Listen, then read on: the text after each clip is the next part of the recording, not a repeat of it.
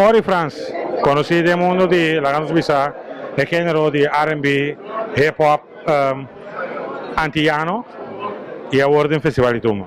Sim, hoop contento, algo outro, algo fresh, algo novo. Então, sowieso hoop exciting também para mim tá tomar parte de algo grande assim de Corsou. Então, para mim tá forma parte de uma festa cultural assim também de nosso pueblo, que man. Mais bonito não por. Boa composição, Ori, quem compone, que tá título de Tumba e quem é arreglista. É compositor de Tumba também mesmo. É arreglista de Tumba tá Daryl Titi de Palom. Então, é composição chama Tepafo. Quem nós pode perder de Tepafo? De mi tumba mi tabay do na mérito na baluarte na de Corsou, qual nos atleta na kutonga baseball.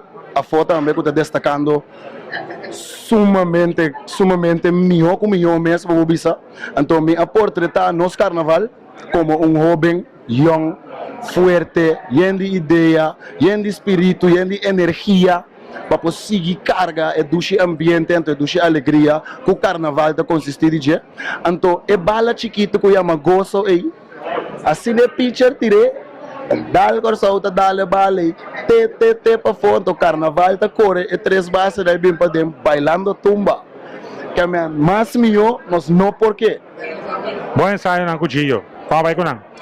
Tá algo novo para mim. Sowieso, para me recostar cana, com o trompetista, os braços, etc.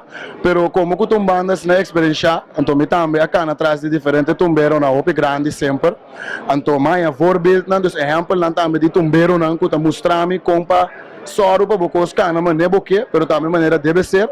Então, com a experiência que a banda tem, com o grande músico não que nós temos de banda, nada não por abai falta, nem não estava indo falta em ensaio, não, pois me está sumamente bonito de que coisa vai vir dentro da totalidade agora aqui.